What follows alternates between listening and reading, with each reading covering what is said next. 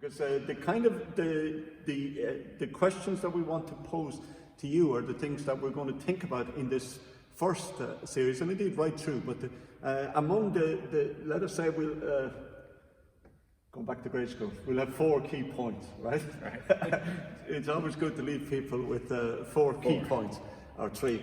So one would be around the idea of community, because the University of Notre Dame made the courageous, in my opinion, decision to reopen campus when it might have been easier to not take the risk. But the idea of community, how important is that in Newman's thinking? I actually think it's crucial, and in fact, for those of us who understand the medieval idea that the university is a collection of scholars, and so mostly regarding the faculty, Newman makes the point regularly, the importance of a residential community, because the university is a community of learners, and that includes the students, and that this discussion, this capacity to have an exchange of ideas comes not only in the classroom, but comes when people who are studying different disciplines interact and start to share what they believe, how they think, through the lenses that they've been taught to use. And when students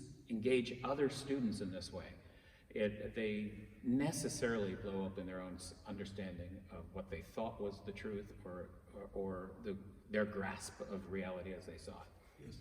And of course, speaking as a 62-year-old, you know, we could all become grumpy old men, what they call a gom here, a grumpy old man, if we didn't have, in the university, if you didn't have your contact with young people who give you hope, who challenge you, who have a huge desire to, you know, to make that difference, and who haven't been kind of jaded and worn down by the world around them. You know, so like, in other words, it's not just that the community of learning involves, you know, that we expect the little birds to open their beak and then we drop in the food to them, but it's a two-way exchange. Like, I learn a huge amount. I only think that way when I'm teaching. Yes, but I think we learn, professors learn as much from students as ever the students learn from professors, and they force the professors to engage the questions of real value and moment. And our residential system at Notre Dame is huge for that as well, because, as you say, students learn from each other too, and the experiential learning piece and the stuff that happens outside the classroom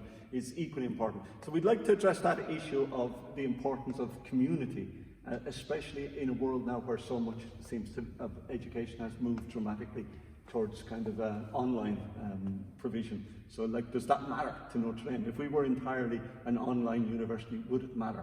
So that's the kind of question for us there. The second set of things we want to focus on is the question, which was key again to Newman, of value and vision. Like, are we just about, as it were, technical, very great quality, high quality teaching in the discipline? So, you know, we produce great engineers, we produce great business people, we produce great arts and letters graduates, but have we a responsibility beyond that to make these people of faith, people who are going to make a difference in the world, people who apply their gifts in the service of something bigger than ourselves? In other words, have we a responsibility to produce students who are not just focused on the I, but who are equally focused on the we? What is the correct balance between the I and the we in a university in terms of what we expect from our graduates? I think that's the crucial point of what we're trying to do today, is to ask that question, because there's huge pressures on higher education today to reduce costs. We know that costs, especially in the United States, have grown exponentially. What value are people getting out of it? I think we have to help challenge the question of the value.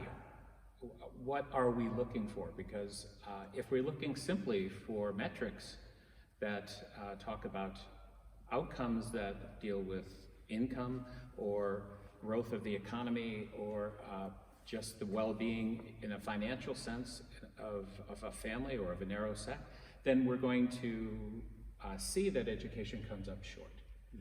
But if we ask different questions, if we broaden that agenda to include the quality of the education, and not just the quality of the delivery of the facts, the delivery of the knowledge, but the breadth of what we're trying to do to create well-rounded people who understand how to interact with others and have a sense of the worth of all things, and know how to engage in a gentle and caring but incisive way, who build on a deeper sense, a growing sense of wisdom in their own being, that's a whole different set of questions one asks. Yes. So in Notre Dame, it's all about mentoring and not about metrics. Metrics in some ways measure everything except what really matters.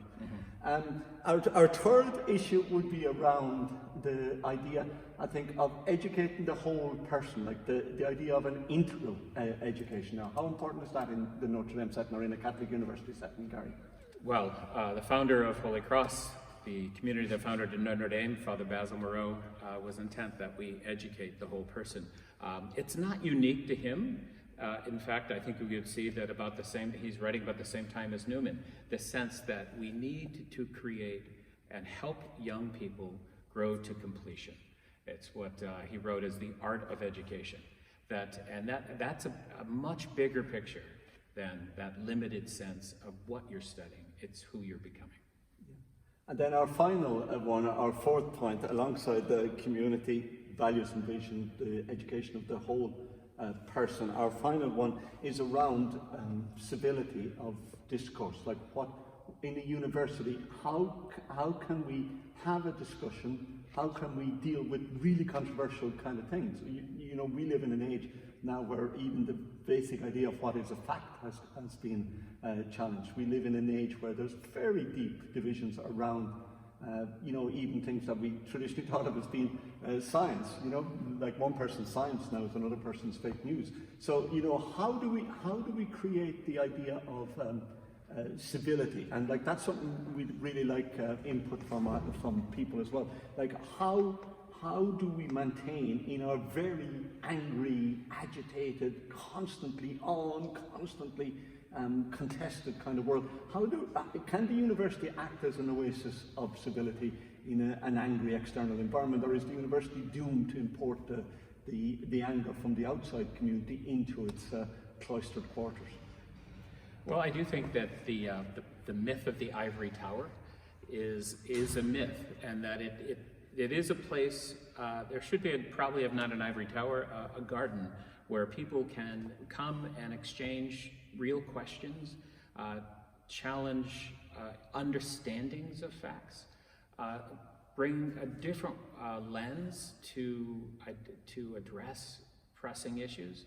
But that garden's got to be a place where people are treated with respect, that you're allowed to ask a question that may seem dumb to someone else.